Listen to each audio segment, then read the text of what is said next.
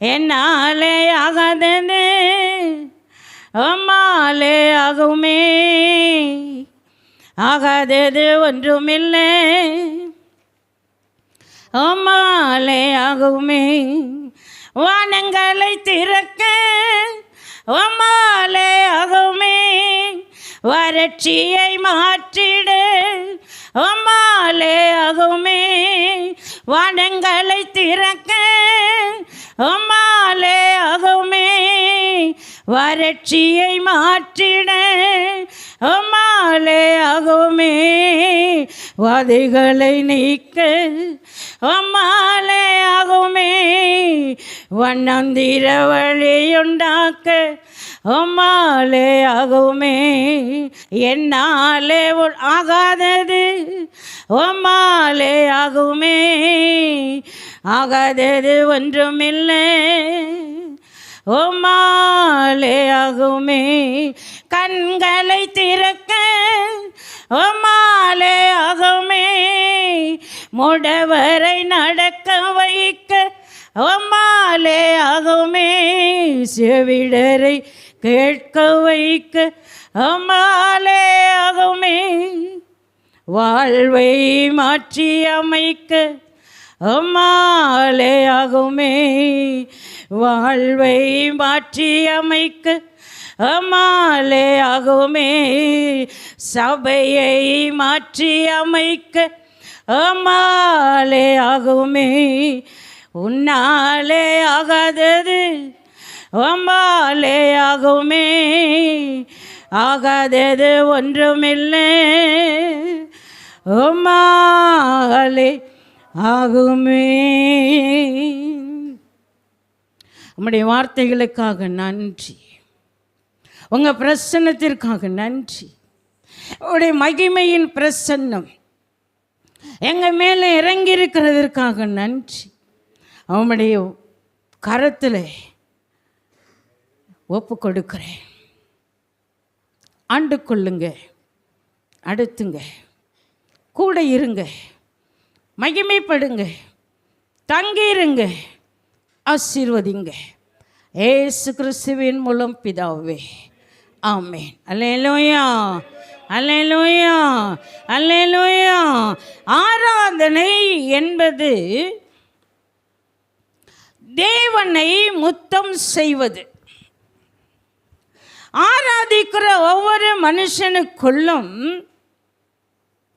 தேவன் நம்மை, நம்முடைய வாழ்க்கையை, நம்முடைய வாழ்க்கையில் இருக்கிறதான காரியங்களை, நம்முடைய வாழ்க்கையில் இருக்கிறதான ரகசியங்களை ஆராதனையின் மூலம் ஆண்டவர் என்ன செய்கிறாராம்? அறிவிக்கிறார்.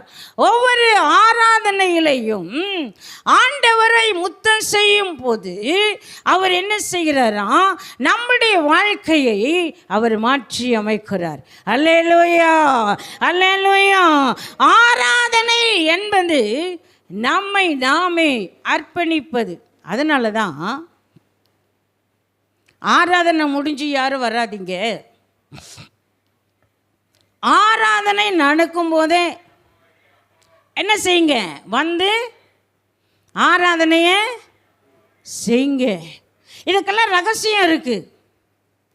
ஆராதனை ஒவ்வொரு மனுஷனையும் அர்ப்பணிக்க செய்வது.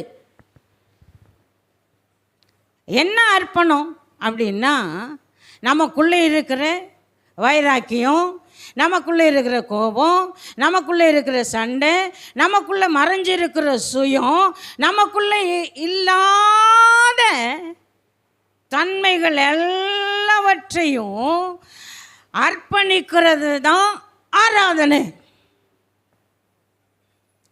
ஆராதனையில் தேவனோடு உறவு கொள்வது. அதனால தான் எல்லா சபையிலையும் ஆராதனை முக்கியம்னு சொல்கிறது. விசுவாசிகளோடு கூட பேசுகிறது எங்கே தெரியுமா? ஒன்று பிரசங்கிக்கும் போது, ரெண்டாவது ஆராதனை நடத்துகிற பிள்ளைகளோடு. ஆராதனை நடத்துகிற பிள்ளைகள் அவங்க ஆராதனை செய்யும் போது விசுவாசிகளோடு கூட ஆண்டவர் பேசுகிறாராம். அல்லேலூயா, அல்லேலூயா. இன்றைக்கு நாம் சரியாய் தேவனோடு தொடர்பு கொள்ள வேண்டும் என்பதுதான் ரொம்ப முக்கியமான காரியம். அல்லேலூயா. எப்போதுமே ஆராதனை செய்யும்போது நம்முடைய ஒவ்வொரு வாழ்க்கையும் அதாவது உயிர் மீட்சி அடையும். பிரசங்கத்தில் உயிர் மீட்சி அடைகிறது வேற. அது கேட்பாங்க, கேட்காம போயிடுவாங்க. ஆனால் ஆராதனையில் தேவன் செய்கிற ஒவ்வொரு வார்த்தையும் அது என்ன செய்தான், ஒவ்வொரு சபையையும் உயிர் மீட்சி அடையுது. உயிர் மீட்சி அடைகிறதுக்கு விசுவாசிகள் வந்து அமரும் போது சபை மட்டும் உயிர் மீட்சி அடைகிறது இல்லைங்க, சபைக்குள்ளே இருக்கிற விசுவாசிக்கும் அது உயிர் மீட்சி. அல்லேலூயா. 2026 எல்லாமே மாறணும், எல்லாமே மாறணும். மாறுமா? நீங்கள் மாறணுங்க, நீங்கள் மாறணும். நீங்கள் மாறினா சபை மாறும், சபை மாறினா பட்டணம் மாறும், பட்டணம் மாறினா நம்மளை சுற்றி இருக்கிற ஆத்துமாக்கள் இங்கே வரும். அல்லேலூயா, அல்லேலூயா. இன்றைக்கு நம்முடைய வாழ்க்கையில் எப்பயுமே மலட்டுத்தன்மையாக இருக்கவே கூடாது. எங்கள் ஐயாட்ட நேற்று ஒரு கதை சொன்னேன். எலியும் தவளையும் ரொம்ப ஃப்ரெண்ட்ஸாம். எலி என்ன செய்யும், பொந்துக்குள்ளே போய் சொல்லுங்க, பொந்துக்குள்ளே போய் என்ன செய்யும், மறைஞ்சிக்கும். அது மட்டும் இல்லை, என்ன வச்சுருக்கிறோமோ அதெல்லாம் என்ன செய்யும், திருடி திருடி சாப்பிட்ரும். தவளை என்ன செய்யும், தண்ணிக்குள்ளே இருக்கும், ஆனால் வெளியில் வரும், எப்போதுமே கத்திக்கிட்டே இருக்கும். அது எப்பெல்லாம் கத்துதோ அப்போல்லாம் மழை வருதுன்னு அர்த்தம். அல்லேலூயா. இந்த எலியும் தவளையும் ஃப்ரெண்ட்ஸாக இருந்துச்சான். இந்த எலி சொன்னிச்சான், நீ போகிற இடமெல்லாம் நான் வரேன் அப்படின்னுச்சான். அப்போ தவளை சொன்னிச்சான், சரி சரி நம்ம 2 பேரும் ஃப்ரெண்ட்ஸ், அப்போ நீ போகிற இடத்துக்கு நான் வரேன். அப்போது இப்போ 2 எப்படி ஒன்றா போவோம், அது விறுவிறுன்னு ஓடி போயிடும், இது எப்படி தாவி தாவி போகும். அப்போது எலி சொன்னிச்சான், நீ ஒரு காலில் கட்டிக்க கைத்தை, நான் ஒரு காலில் கைத்தை கட்டிக்கிறேன், நீ எங்கெல்லாம் போறியோ அங்கெல்லாம் நான் வர்றேன். தவளை சொன்னிச்சான், நான் எங்கெல்லாம் போகிறேனோ அங்கெல்லாம் நீனும் வரணும். இது 2 ரொம்ப ஃப்ரெண்ட்ஸாக இருந்துச்சான். இப்படியே நடந்துக்கிட்டே இருந்துச்சான். அப்போது இந்த தவளை வந்து காட்டுக்குள்ளே அப்படியே போய்கிட்டே இருக்கும்போது எலியும் பின்னாடியே போனிச்சான். நல்லா கவனிக்கணும். ஒரு குளம் இருந்துச்சான். தவளையை பார்த்தா தண்ணிக்கு என்னது ஆசை. உடனே தவளை என்ன செஞ்சிருச்சான், தண்ணிக்குள்ளே குதிச்சிருச்சான். தவளை குதிச்சா எலியும், தவளை குதிச்சிருச்சு, எலியும் என்ன செஞ்சிருச்சு, தண்ணிக்குள்ளே போயிட்டு. எலி நீந்தி நீந்தி பார்த்துச்சு, எலியால் என்ன செய்ய முடியல, வர முடியல. எலி செத்து போச்சு, எலி செத்து போச்சு. இந்த தவளை தண்ணியில் நீந்திக்கிட்டே இருக்கு, எலி செத்து போனது தவளைக்கு தெரியலை. ஆனால் மேலே ஒரு பருந்து பறந்துக்கிட்டே இருந்துச்சான். இந்த எலி செத்து போனி மேலே மிதக்குதில்ல, இதை பார்த்த பருந்து என்ன பண்ணிச்சான், ஆஹா நமக்கு நல்ல ஒரு ஆகாரம் கிடச்சிருக்கியா அப்படின்னு சொல்லிட்டு இந்த பருந்து என்ன செஞ்சிச்சான், அந்த எலியை தூக்குனுச்சில்ல, இந்த தவளையும் சேர்ந்து போச்சான். அல்லேலூயா. அப்படி தாங்க சத்துருவாகிய பருந்து நம்மளை பார்த்துட்டே இருப்பான். நேற்று நான் எங்கள் ஐயாட்ட அந்த கதையை சொன்னேன். எலி போகிற இடத்துக்கெல்லாம் தவளை போகுது, தவளை போகிற இடத்துக்கெல்லாம் எலி போகுது. 2 ஃப்ரெண்ட்ஸு. ஆனால் எலி செத்து போனோன்னு பறந்து தூக்கிட்டு போயிடுச்சு, தவளையும் சேர்ந்து போயிட்டு. இன்றைக்கி நீங்கள் உலக வாழ்க்கையில் இருந்தீங்கன்னா, நீங்கள் அவிவிசுவாசியோடு விசுவாசி கலந்து இருந்தால், மலட்டுத்தன்மையாக இருந்தால், எலி எப்படி தண்ணியில் செத்து மிதக்குதோ அதே போல் நீங்களும் என்ன செஞ்சிருவீங்க? செத்து போயிடுவீங்க. பறந்து வந்து அப்படியே அபேஸ் பண்ணிட்டு போயிட்டே இருப்பான். அல்லேலூயா. அதனால தான் நாம் எப்போதுமே ஜாக்கிரதையாக இருக்கணும். அல்லேலூயா, அல்லேலூயா. உலகத்துக்கும் நமக்கும் சம்பந்தம் இல்லை. உலகத்தோடு ஒட்டி வாழக்கூடாது. உலகத்தோடு கூட நம்முடைய வாழ்க்கை இருக்கக்கூடாது. அதனால தான் இங்கே சொல்லப்பட்டிருக்கிற வார்த்தை வாசனை உள்ள வாழ்க்கை. நான் முதல்ல சொன்னேன், அபிஷேகம் ஒவ்வொரு மனுஷனையும், அது ஒவ்வொரு மனுஷனையும் உயிர்ப்பிக்கிறது மட்டுமல்ல, அந்த அபிஷேகம் ஒவ்வொரு ஆவிக்குரிய வாழ்க்கையும் வாசனையாய் மாற்றும். அல்லேலூயா, அல்லேலூயா. வாசனை உள்ள வாழ்க்கை, வாசனை நிறைந்த வாழ்க்கை. வாசனை இல்லை அப்படின்னா, பரிசுத்த ஆவியின் அபிஷேகம் இல்லை அப்படின்னா, நம்மளாம் இன்றைக்கி பரிசுத்த ஆவியானவர் அபிஷேகம் பெற்றுக்கிறோம் தான். ஆனால் அது என்னதான் செய்கிறதில்ல, புதுப்பிக்கிறது இல்லை. அந்த 2 வார்த்தை 4 வார்த்தை 10 வார்த்தை அவ்வளோதான், முடிஞ்சு போச்சு. எங்கேருந்து வாசனை வரும்? எங்கே வரும் வாசனை? வாசனையே வராது, சென்று அடித்தா தான் வாசனை வரும். இன்றைக்கி ஒவ்வொரு விசுவாசியை பார்த்திங்கன்னா நல்லா இருப்பாங்க, ஆனால் உள்ளே போனால் நல்லா இருக்க மாட்டாங்க. வெளியில் வந்தாங்கன்னா ரொம்ப வாசனையாக இருப்பாங்க. நம்மளே ஆச்சரியப்படலாம், ஆகா எவ்வளோ வாசனையாக இருக்காங்க ஐயா அப்படின்னா என்னன்னா, நிறைய சென்ட் அடிச்சிருப்பாங்கன்னு அர்த்தம். அல்லேலூயா. அது இல்லைங்க, உங்களை பரிசுத்த ஆவியானவர் கண்டுபிடிக்கணும். நீங்கள் வாசனை உள்ள வாழ்க்கை வாழணும். அதுதாங்க எல்லாவற்றிலும் வாசனை. ஆவிக்குரிய வாழ்க்கையில் வாசனை, மன்னிக்கிறதுல வாசனை, விட்டு கொடுக்கறதுல வாசனை, பொறுத்து போகிறதுல வாசனை, பிரிக்கப்பட்ட வாழ்க்கையில் வாசனை. இதுதான் கிறிஸ்தவ வாழ்க்கை. அல்லேலூயா, அல்லேலூயா. இன்றைக்கு நாம் என்ன செய்ய போகிறோம்? என்ன செய்ய போகிறோம்? வாசனையோடு நம்ம இருக்கிறோமா? அடுத்து பார்த்திங்கன்னா, நம்முடைய வாழ்க்கையில் வாசனை, பரிசுத்த ஆவியானவர் நம்மை மூடிட்டார் அப்படின்னா, நமக்கு மறைவு கட்டப்பட்ட வாழ்க்கை வரும். ஆண்டவர் சுத்தமாக நம்மளை மறைச்சிருவார். யோபுவை சுற்றிலும் வேலி அடைச்சாருன்னு வேதம் சொல்லுது. சாத்தான் போய் நின்னான்னு வேதம் சொல்லுது.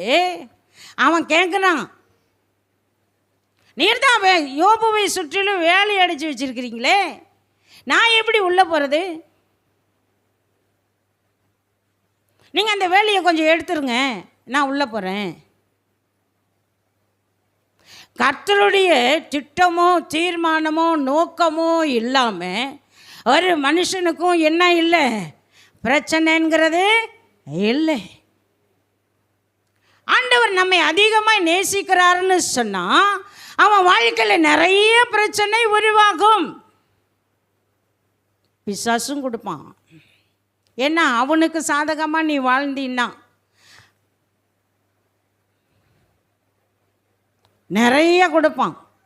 ஜெபிக்காமல் இருந்தா, வேதம் வாசிக்காமல் இருந்தா, கர்த்தருடைய வார்த்தையை தியானிக்காமல் இருந்தா, அவருக்காக வாழாமல் இருந்தால் அவர் என்ன செய்வான்? என்ன செய்வான்? அவன் நல்லா உயர்த்துவான். அவனை போல ஒரு விசுவாசி பூமியில் இல்லவே இல்லை. ஆனால் சமயம் பார்த்துட்டே இருப்பான், எப்படி கீழே தள்ளலான்னு. மறைவு கட்டப்பட்ட வாழ்க்கை, மறைவு கட்டப்பட்ட வாழ்க்கை. இந்த மறைவு கட்டப்பட்ட வாழ்க்கையில் நீங்கள் இருக்கணும்னா முதலாவது ஆண்டவர் உங்களை என்ன செய்யணும்? வேலி அடைத்து பாதுகாக்கணும். நீ வேலி அடைக்கப்பட்ட தோட்டமாக இருந்தால் அதிக கனிகளை நீ கொடுப்ப. அல்லேலூயா, அல்லேலூயா, அல்லேலூயா. வாசனை உள்ள கனி கொடுக்கணுங்க. இன்றைக்கி நம்முடைய வாழ்க்கையில் கனி கொடுக்குறோம், கனி கொடுக்குறோம், கனி கொடுக்குறோன்னு பிரசங்கமும் கேட்குறோம். ஆனால் கனியே கொடுக்குறதே இல்லையே. கனின்னா என்ன? கனின்னா என்ன சொல்லுங்க. கனின்னா என்னங்க? ஆத்துமா இல்லைங்க, ஆத்துமாலாம் கிடையாது. கனி நீங்கள் பெற்றெடுக்கிறது தான் ஆத்துமா. இன்றைக்கி ஊழியக்காரர் தான் பெற்றெடுத்துக்கிட்டே இருக்கார். நேற்று பூரா பெற்றெடுத்தார் பாருங்க. அல்லேலூயா. இதுதான், இதுதாங்க. இது கனி கொடுக்கறது இல்லை. கனி கொடுக்கறது அப்படின்னா உங்கள் வாழ்க்கையில் இருக்கிற சுயம் மாறணும், நான் மாறணும், தற்பெருமை மாறணும், மன்னிக்கிற குணம் வரணும். மன்னிப்பு, மன்னிப்பு ரொம்ப பெருசுங்க. அதுதாங்க கனி. எங்கள் ஐயா சொன்னாங்க, என்ன கேட்டேன் எங்கள் ஐயாட்ட, இந்த மன்னிப்பு அப்படின்னா இது எப்படி வரும்? ஒரு மனுஷன் மன்னிக்கப்பட்டுட்டான், ஒரு மனுஷன் மன்னிச்சுட்டான், அவன் தவற மன்னிப்பு உண்டாயிடுச்சு அப்படின்னா அவனை ஆண்டவர் என்ன செய்கிறாராம்? பராமரிக்கிறார், பாதுகாக்கிறார், விடுவிக்கிறார், முற்றிலும் மூடுகிறார். ஒரு மனுஷன் தப்பு பண்ணிட்டான், மன்னிச்சுட்டான், எத்தனை காரியத்தையும் ஆண்டவர் ஒரு மனுஷனுக்கு செய்கிறாராம். அல்லேலூயா, அல்லேலூயா. அது நமக்கு இல்லைங்க. இங்கே சர்ச்சில் பார்த்தீங்கன்னா எனக்கு தெரியும், ஒருத்தர் முன்னாடி உட்காந்துருந்தாங்கன்னா அவங்கள அப்படி பார்ப்பாங்க, அவங்க போய் முன்னாடி உட்காந்துக்குவாங்க, பக்கத்தில் உட்கார மாட்டாங்க. என்ன ஈகோ, மன்னிப்பு இல்லை, மறக்கல.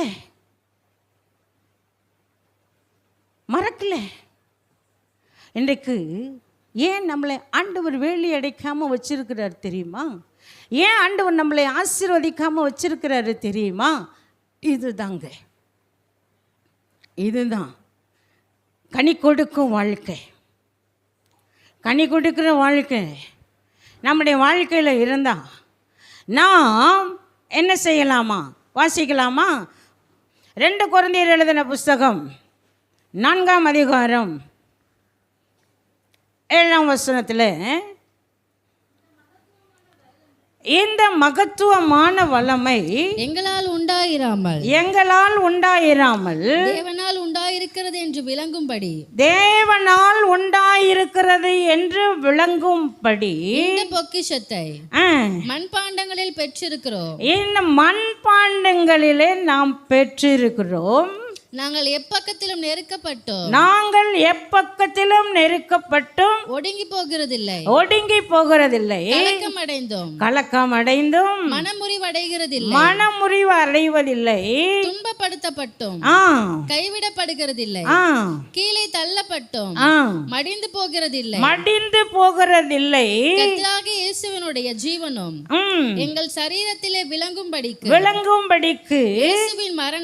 இயேசுவின் மரணத்தை எப்பொழுதும் எங்கள் சரீரத்தில் சுமந்து திரிகிறோம். எப்பொழுது எங்கள் சரீரத்தில் சுமந்து செல்லுகிறோம். அல்லேலூயா, அல்லேலூயா. மண்பாண்டத்துக்குள்ளே இயேசு கிறிஸ்துவின் சரீரத்தை சுமந்து சொல்லுகிற விசுவாசியே, அந்த பொக்கிஷமாகிய இயேசு எங்க தான் இருக்கிறாராம்? நமக்குள்ளே,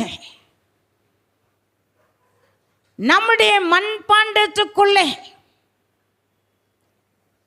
அவரை சுமந்து செல்லுகிறாராம் பவுல். இன்றைக்கு 2026 கர்த்தர் அருமையாக பேசின ஒரு வார்த்தை என்ன அப்படின்னா, நாம் எப்படி இருக்க போகிறோம், எங்கே நிற்க போகிறோம், நாம் எதை செய்ய போகிறோம், நாம் எப்படி இருக்க போகிறோம், நம்முடைய வாழ்க்கை என்ன, நம்முடைய மண்பாண்டம் எப்படி இருக்கு? கீழே போட்டால் உடஞ்சிரும், கீழே போட்டால் அப்படி தானே? மண்பாண்டம் கீழே போட்டால் உடையுமா உடையாதா? சில்வர் பாத்திரம் உடையாது, அலுமினிய பாத்திரம் உடையாது, எதுவுமே உடையாது. ஆனால் மண்பாண்டம் உடஞ்சிரும். அது மாதிரி தான் நீங்கள் வேலி அடைக்கப்படலைன்னா உங்கள் மண்பாண்டம் உடஞ்சிரும். அல்லேலூயா, அல்லேலூயா. இன்றைக்கு நாம் 2026 ஆண்டவர் பேசின ஒரு வார்த்தை என்ன அப்படின்னா, எழும்பு சபையே, 2026 எழும்பு, விழித்திரு, ஆயத்தப்படு. எழும்பு சபையே, எழும்பு. உன் மண்பாண்டத்துக்குள்ள இயேசு கிறிஸ்துவினுடைய சரீரத்தை சுமந்து செல்ல எழும்பு. தூசியை உதறிவிட்டு எழும்பு. உனக்குள்ளே இருக்கிறதான காரியத்தை விட்டு எழும்பு. காரிருள் பூமியை மூடப் போகிறது. ஏசாயா தீர்க்கதரிசன புஸ்தகம் 60ஆம் அதிகாரம் 1வது வசனத்தில் சொல்லுகிறார், எழும்பி பிரகாசி, உன் ஒளி வந்தது, கர்த்தருடைய மகிமை உன்மேல் உதித்தது, உன்மேல் உதித்தது. இதோ இருள் பூமியையும் காரிருள் ஜனங்களையும் மூடும், காரிருள் ஜனங்களையும் மூடும். ஆனாலும் கர்த்தர் உதிப்பார், ஆனாலும் கர்த்தர் உன்மேல் உதிப்பார். எழும்பு, எழும்பு, எழும்பு சீயோனே, உன் வல்லமையை 2026 தரித்துக்கொள். கர்த்தருடைய மகிமை உன்மேல் வரும். அல்லேலூயா, அல்லேலூயா. இந்த மகிமையை தரித்துக் கொள்வதற்கு நீ விழித்தெழும்ப வேண்டுமாம். விழிக்கணும், விழித்தெழும்பணும். நீ விழித்திராவிட்டால் சத்துரு உன்மேல் வருவான். அல்லேலூயா, அல்லேலூயா. நீ விழித்திராவிட்டால், நீ விழித்திராவிட்டால் சத்துரு உன்னை ஆளுகை செய்வான். நீ விழித்திராவிட்டால் உன் குடும்பத்தை ஆளுகை செய்வான். நீ விழித்திராவிட்டால் உன் பிள்ளைகளை ஆளுகை செய்வான். நீ விழித்திராவிட்டால் உன் கணவனை ஆளுகை செய்வான். விழித்திரு. உன் சபைக்கு நான் சொல்வதை நீ கேள். நீ இப்ப சொல். அவர்களை எழுப்பி விடு. வரப்போகிற 2020 புதிய ஆண்டிலே திறந்த வாசல் சபையிலே என்னுடைய மகிமையை நான் ஊற்றப் போகிறேன். அல்லேலூயா.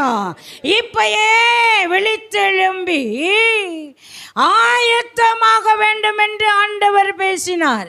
நான் சும்மா இல்லைங்க, எழுதியிருக்கிறேன், மேலே தலைப்பு போட்டிருக்கிறேன்.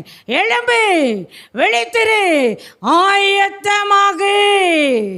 2026ஆம் ஆண்டு வரப்போகும் சபையை நோக்கி தேவன் சொன்ன வார்த்தை, ஒரு சபை குப்பை மேட்டு வாசல் மேலே நிற்கணும் அப்படின்னா அந்த சபை சுத்திகரிக்கப்படுவதற்கு மிகவும் முக்கியமாக இருக்கிறது என்று கர்த்தர் என்னோட பேசினார். எங்கே இருக்கிற சபை, நீ எப்போது குப்பை மேட்டிலேயே இருக்கக்கூடாது.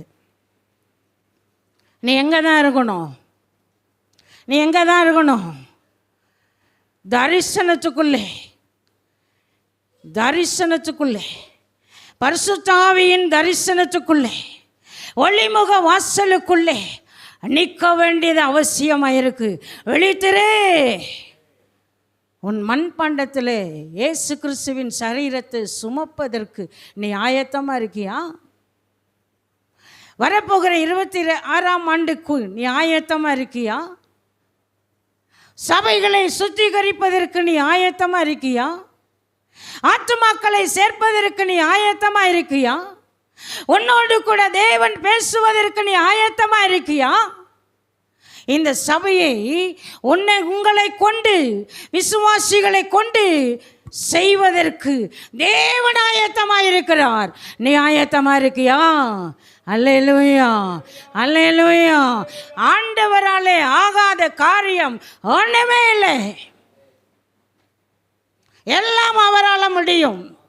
அவரால் முடியாது ஒன்றுமே இல்லை.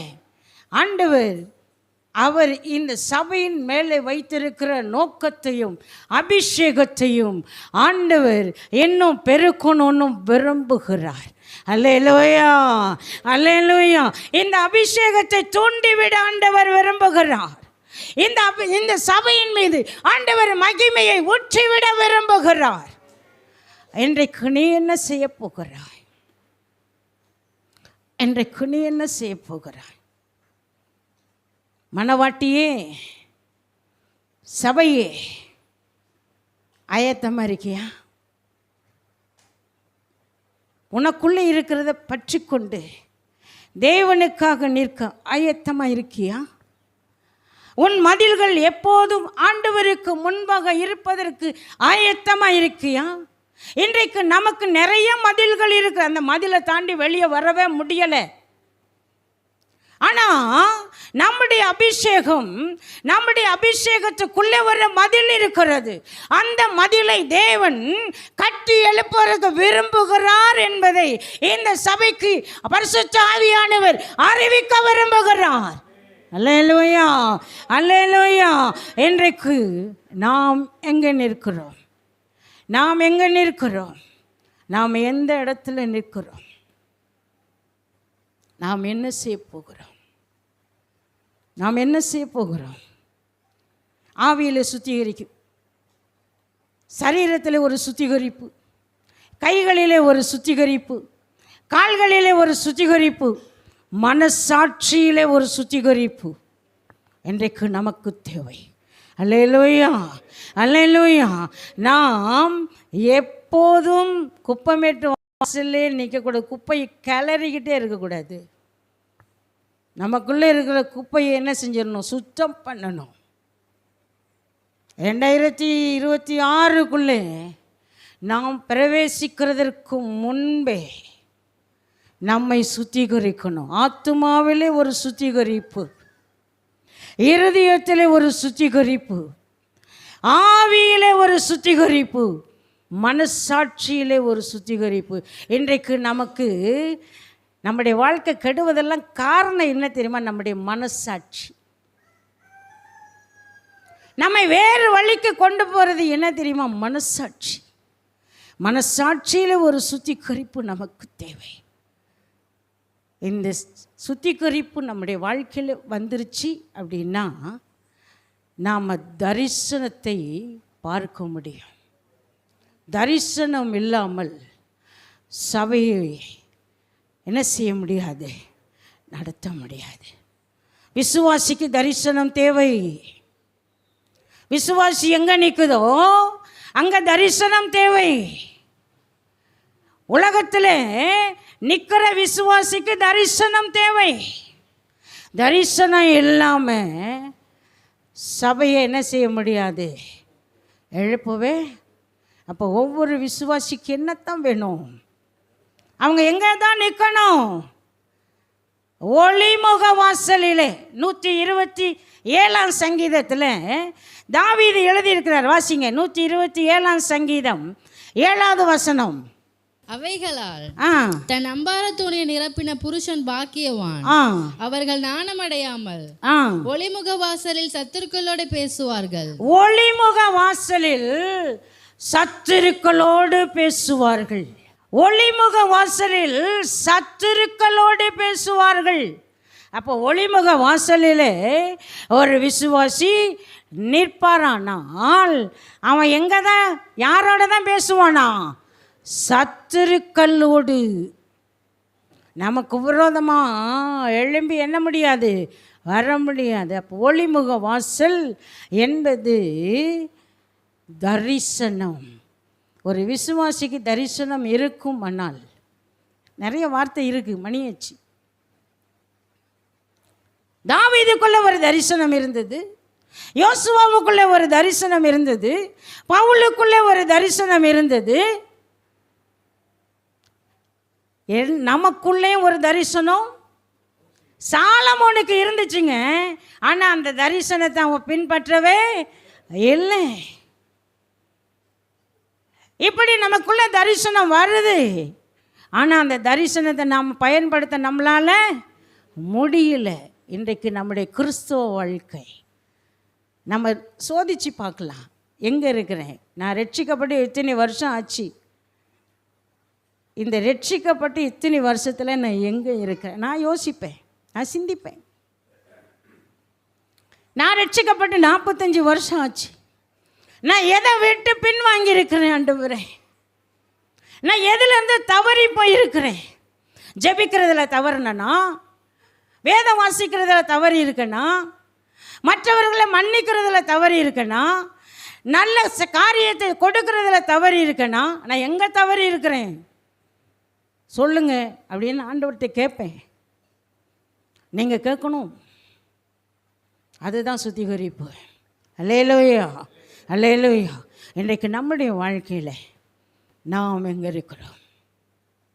நாம் எங்கே இருக்கிறோம்? ஐக்கியமாக இருக்கிறோமா? ஐக்கியமாக இருக்கிறோமா? இந்த 3 சபைக்கு ரொம்ப முக்கியம். சபைக்கு 3 முக்கியம். தரிசனம் தேவை, ஐக்கியம் தேவை, பரிசுத்த ஆவியானவரோடு கூட இணைந்து நிற்பது தேவை. கர்த்தர் மகிமையாய் நம்மை ஆளுகை செய்ய போகிறார். மகிமையின் ஆவியானவர் நம்முடைய சபையை ஆளுகை செய்கிறதற்கு 2026 ஆயத்தமாக இருக்கிறார். நீ ஆயத்தமா? கர்த்தருடைய வருகைக்கு முன்பாக, கர்த்தருடைய வருகைக்கு முன்பாக ஆயத்தமா? நீ ஆயத்தப்படுறியா? ஆயத்தப்படு. உன்னோடு கூட உன் கூட்டத்தையும் ஆயத்தப்படுத்து. நாம் எல்லாம் எழுமி நிற்போமா? நம்ம எல்லாம் எழுமி நிற்போமா? ஆண்டவருடைய சமூகத்துக்கு முன்பாக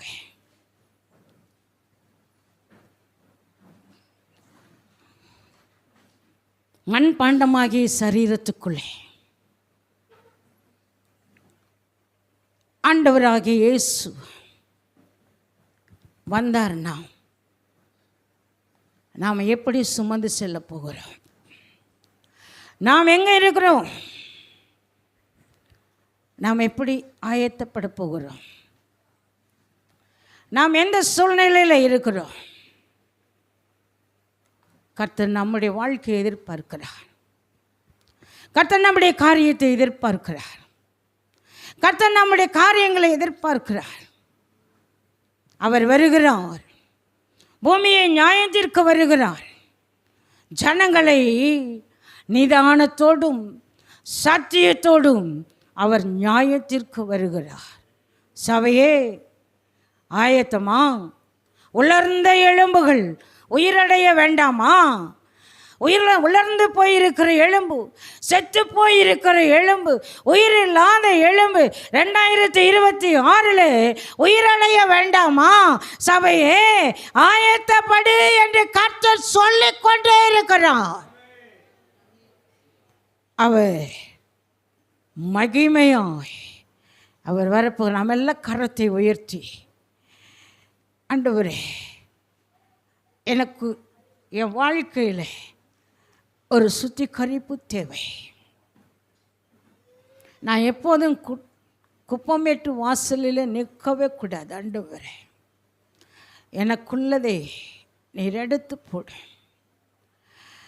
எனக்குள்ளதை நீர் எடுத்து போடு. நான் ஒளிமுக வாசலில் நான் நிற்க ஐக்கியப்பட எனக்குள்ளே இருக்கிறதே நான் இப்பொழுதே என்னை சுத்திகரிக்கிறேன் என்று சொல்லி ஆண்டவருடைய சமூகத்தில் நம்மை ஒப்பு கொடுப்போமா?